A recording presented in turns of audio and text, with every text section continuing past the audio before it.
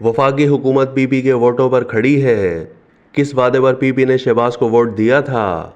बिलावल की धुआंधार press conference.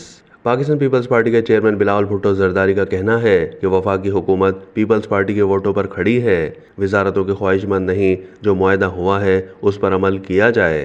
Peshawar में प्रेस कॉन्फ्रेंस करते हुए बिलावल भुट्टो ने कहा कि सियासत अपनी जगह लेकिन सिक्योरिटी मसाइल पर एक हैं। अगर खैबर पख्तूनख्वा हुकूमत के अहदेदार दहशत गर्दों के सहूलतकार बन जाएंगे तो दहशत गर्दी का मुकाबला कैसे हो सकेगा। उन्होंने कहा कि पूरे पाकिस्तान में इस वक्त मुस्बत सियासत का फुकदान है। पाकिस्तान में आज जितने बहरान हैं, तारीख में इतने बहरान कभी नहीं रहे। अगर मौजूदा हालात में सियासतदान मुस्बत सियासत करते नजर नहीं आएंगे तो उन्हें अवामी रद्द-ए-अमल का सामना करना पड़ेगा। बिलावल भुट्टो ने कहा कि खैबर पख्तूनख्वा में गालम गलोच की सियासत उरूज पर है। खैबर पख्तूनख्वा में पीपल्स पार्टी की तंजीम साजी का मरहला जारी है। नफरत की सियासत करने वालों का मुस्बत सियासत से मुकाबला करेंगे। गुर्बत और बेरोजगारी पूरे मुल्क का मसला है।